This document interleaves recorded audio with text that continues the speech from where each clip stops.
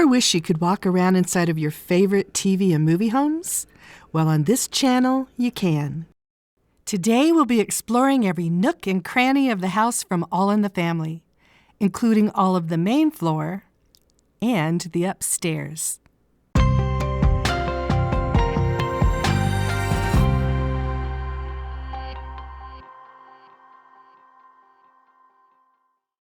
Hi, I'm Marina Coates. I have a degree in architecture and an obsession with set design. Welcome to Behind the Scenes, where we get up close and personal with all your favorite TV and movie homes. Today we'll be exploring the Bunkers home from All in the Family, but with ceilings and all four walls like you've never seen it before. We'll begin with an overhead view to help us get our bearings. This is the front porch. This is the living room area. The stairs are back here. On this side is the dining room. And back here is the small room we seldom get to see. But today, you'll get a close-up.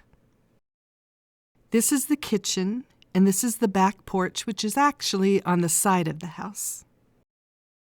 The exterior.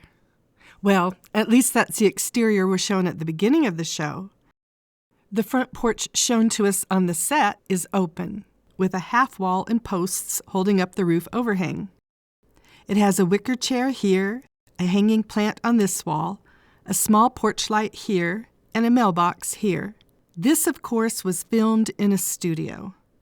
But the home shown in the opening scene, which is supposed to depict their house, is very different.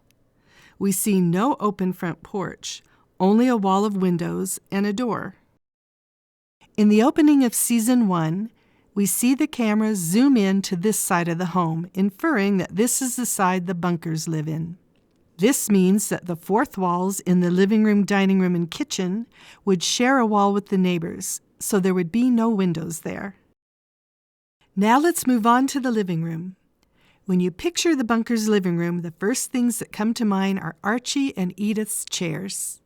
Talk about iconic. In fact, iconic enough to be placed in the Smithsonian, which is where they currently reside. Also famous enough to be on a stamp issued in 1999 as part of the Celebrate the Century series. As for the fourth wall, we know there was a TV here and a pink chair on this side.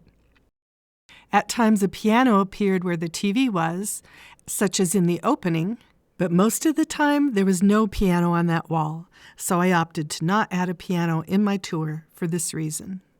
Normally, a sculpture of a panther sat on top of the TV, but there was a time that Mike and Gloria replaced it with a modern sculpture they rented from a museum.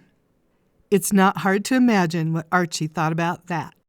They also had other interesting sculptures around the home. An elephant on this end table, a camel on the dining room hutch, and a vibrant blue bird by the phone. The sofa wasn't right up against the wall. There was a space behind it wide enough that people could move around it. In one episode, we get a peek at what is on the wall to the right of the sofa. Near the front door is the coat rack where Archie always hung his coat and hat when he returned home. And nearby is a built-in cabinet with a leaded stained glass door. And in this little corner, we see a similar one in the built-in bookcase. We usually see the living room from this angle, so it surprised me from this view just how much space there actually was between the stairs and Archie and Edith's chairs. Famous scenes that took place in the living room. Archie, after hearing that the Jeffersons got a big insurance payout from an accident, suddenly experiences a lot of pain himself from his own minor fender bender. Edith's cousin Maud arriving for a visit, and of course, the famous kiss Sammy Davis Jr. planted on Archie's cheek. We'll tour just the living room for now without showing the fourth wall. That's coming up in the full tour. On TV shows, the fourth wall refers to the wall not shown to us, where the audience sits and the camera's replaced. But today you'll get to see all four walls of every room of this home. Now, on to the dining room. One beautiful feature of this room is the opening in the hutch. The little doors slide into the wall, making it completely open to the kitchen.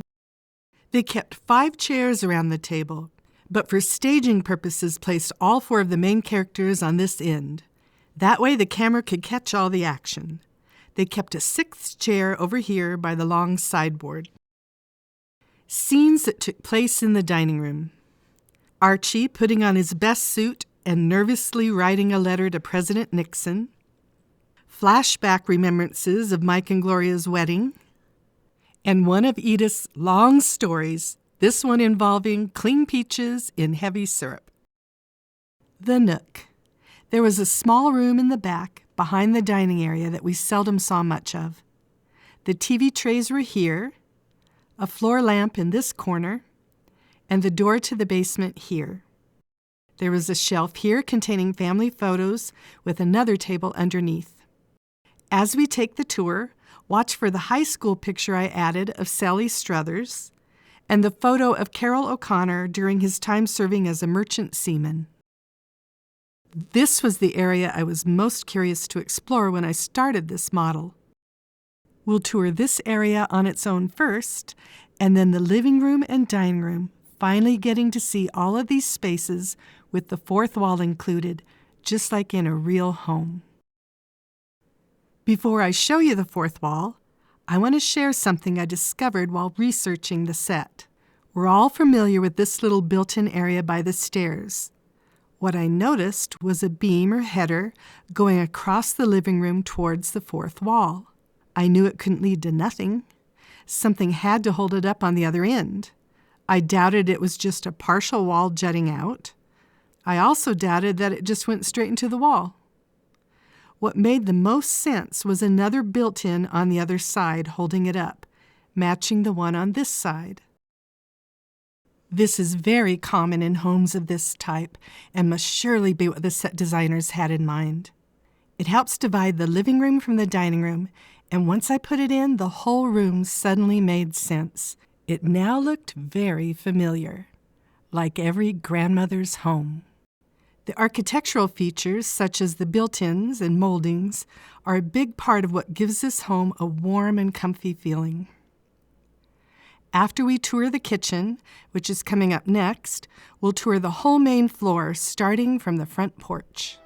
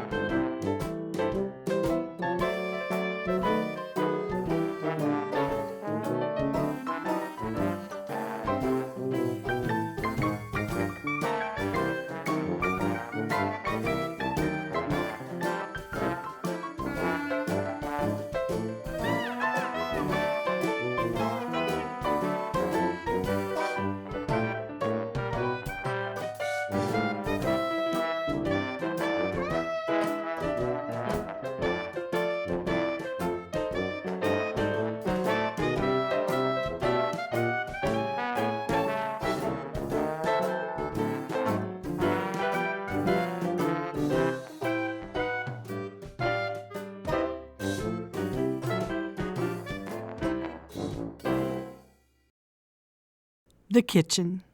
The kitchen had a door to a side porch back here. There was a closet here, the other side of the china hutch here, with a counter here on the 4th wall. There was a space between this counter and the stove, with a stove hood here. There was a sink and fridge here and a table in the middle of the room. Scenes that took place in the kitchen. Gloria telling a less than excited Mike that she's pregnant, a cake in the face that thwarts an assault, and many, many long, detailed stories by Edith, often eliciting one of these kind of responses from Archie.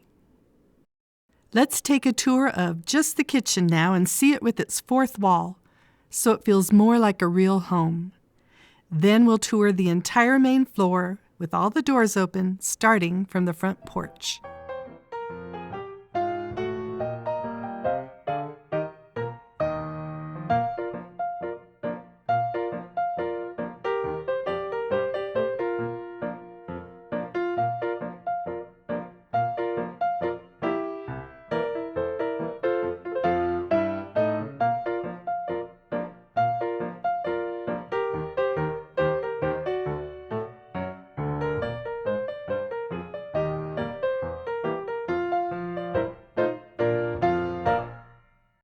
And now the full tour of the main floor.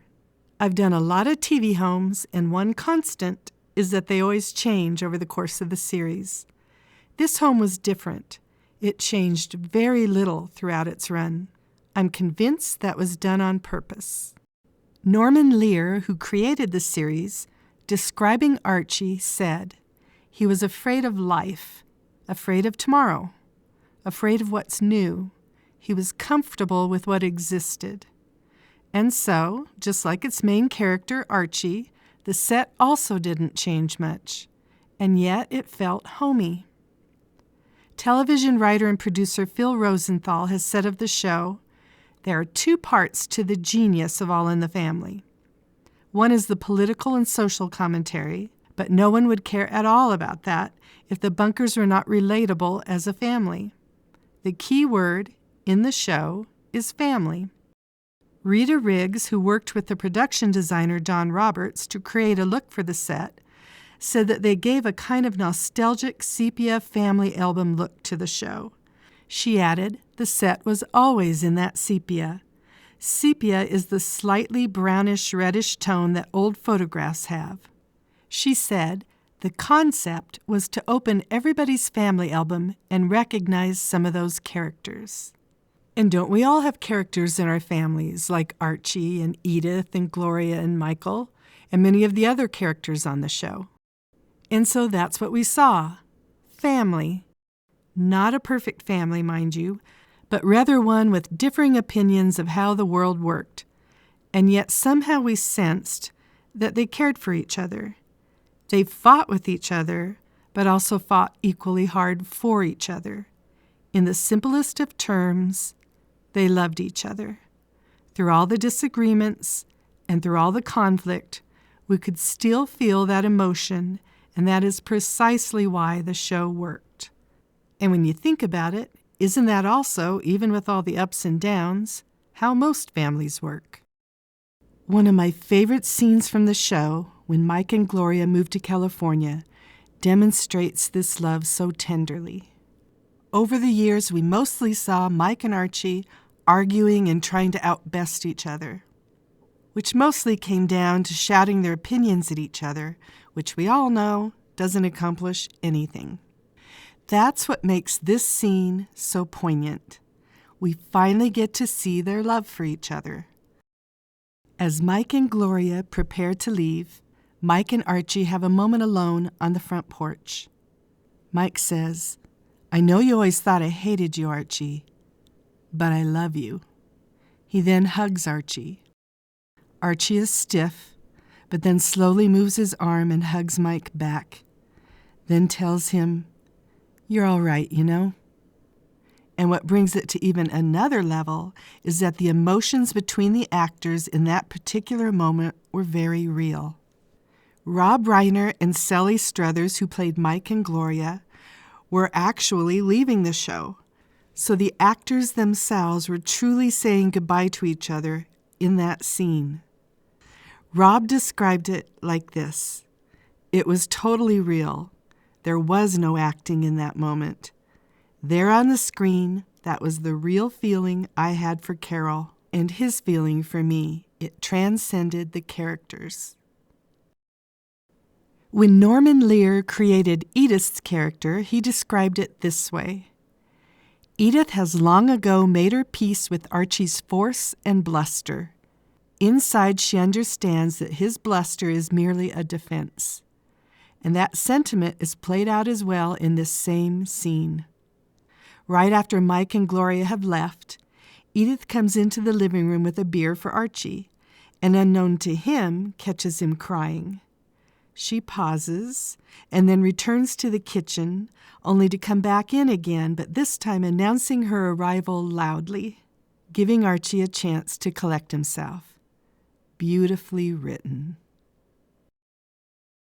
The basement. Before we head upstairs, let's take a look at the basement. It only appeared in one episode. So this is our only chance to get to see what's down there. Archie accidentally locks himself in the cellar when their neighbor Irene puts a new lock on the door and he doesn't pay attention to her instructions. Archie first tries to get out through the cellar door, and then he tries knocking down the door to the basement, but has no success with either. Eventually, he finds a bottle of vodka and begins to indulge. As inebriation sets in, he starts to hallucinate. Carroll O'Connor was a master of one-man scenes, and in this case, almost a one-man episode. He could convey so much with his face that often no words were needed. Now we'll head upstairs to the bedrooms and bathroom.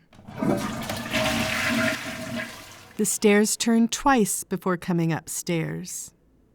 Here and here. We know this by this feature in the ceiling of the main floor. It provides the clue that the stairwell has 2 turns in it. Gloria and Mike's room. We see their room several times over the course of the series, and it remains pretty much the same. You'll notice that the set designers have placed remnants of Gloria's growing up years around the room. We see some of her dolls here and posters likely from her teen years on the walls. We see her collection of records and that she played tennis. Details such as the wallpaper, chair fabric, and decals on the closet doors also seem reminiscent of a young girl's room, carryovers from her childhood. A tender scene took place here after a grown and married Gloria suffers a miscarriage. Archie, unaware of what has happened, comes home with a giant teddy bear for his future grandchild, only to discover there will be no grandchild. As he enters Gloria's room, the interaction highlights Archie's softer side, a father who still very much loves his little girl. The fact that the room still carried remnants of her childhood only added to the poignancy of this scene. Another famous scene took place here, the argument between Mike and Archie over whether you put on a sock and a sock first, and then your shoes, or sock, shoe, a classic scene which Carroll and Rob developed on their own during rehearsals. It wasn't hard to decide what to put on the 4th wall of this room, the wall we never got to see. I just continued on with the themes that play out in the rest of the room. I gave her a record player and added artwork similar to what's on the other walls. Sally Struthers tells an interesting story from the show. The costume designer had made such a beautiful outfit for her that Sally asked if she could keep it. A few weeks later, she was wearing it while on a road trip with her husband. At one point, they needed to stop and ask for directions. Sally knocked on the door of a home, a woman answered, and her eyes immediately got big. Curious, Sally peered into their living room and discovered why. All in the Family was playing on the TV, and the woman was watching the very episode where Gloria was wearing the same outfit. Sally said that when she and her sister were growing up, they were taught to love everyone, so it was a shock to her in rehearsal hearing offensive words and phrases that hadn't been used in her home. She would lean over to Betty Garrett, who played Irene, and ask her what certain phrases meant. Betty would say, "That's a slur. That means a Jewish person." And Sally would say, "That's terrible." Betty would respond, "Yeah, that's why we're making the show." Archie and Edith's room. We got to see the room in several episodes. Patched together, it gives us views of all but this corner. So we know there are 2 bay windows. They have a dresser here. Their closet is here, and there's a standing mirror by this bay window. Their bed is here with a nightstand on either side and a chest at the end of the bed. Scenes that took place in Archie and Edith's room. Archie trying to soothe Edith after she'd been assaulted by a man in their house. Edith asking a guest to leave who she believes Archie is attracted to. And Mike and Archie sharing a bed so Mike can keep a watchful eye on him to see if he keeps his promise to stop smoking. There were minor changes in their room, so I decided to choose an episode. I chose Edith's 50th birthday, part 2, to base this tour on, simply because it shows us the most of the room. Coming up next, we'll see a tour of the entire upstairs, including the bathroom. Sally Struthers said of Jean Stapleton, who played Edith, that she was our company angel, our litmus test of taste. She didn't say or think negative things. She gave to us all from her heart. So it appears that Jean was much like her character Edith in that way. We'll tour the entire upstairs in just a minute, including the bathroom that emitted the famous sound effect used for comic relief at just the right moments. But first, here's an image from Season 7 when there was a fire in the bathroom. We see the toilet here, the sink here, and the bathtub across from the door. Notice the tub is square and not a footed tub, but rather a regular one. We also see a window here. However, that would not be possible, as Gloria and Mike's room is on the other side. This again is very common in TV homes. I decided to keep the window but move it to this wall. Another common inconsistency with TV homes is the arrangement of the upstairs rooms. Outside of Archie and Edith's room, there are several different setups in different episodes. In this one, there is a railing with a window behind it. And in this one, just a window with no railing. And in this one, no railing, and instead the bathroom directly across from their bedroom door. We also see that this door is Gloria and Mike's old room, which is now inhabited by Teresa, who is a temporary boarder. But at another time, outside Mike and Gloria's bedroom, there's a railing which doesn't line up with what we're shown here. So I had to pick an episode and stick with it. I chose the one from Season 7 where the fire occurs, because we get to see not only the bathroom, which will be on this tour, but we also see the placement of the doors to both of the bedrooms. Here's an overhead view before we take the tour so you can see how this arrangement works. This is Archie and Edith's room. The bathroom is directly across from their door, and this is where Mike and Gloria's room would be. The stairs are over here. I remember the night the very first episode aired. I was just a little girl, and my mother, who never watched TV, wanted us to stay in our room and do homework. She wanted to watch the show first to check it out and make sure it was appropriate before letting us watch it. She'd heard the controversy about it. And in fact, the night it aired, it started with a warning that said, "The program you're about to see is all in the family. It seeks to throw a humorous spotlight on our frailties, prejudices, and concerns.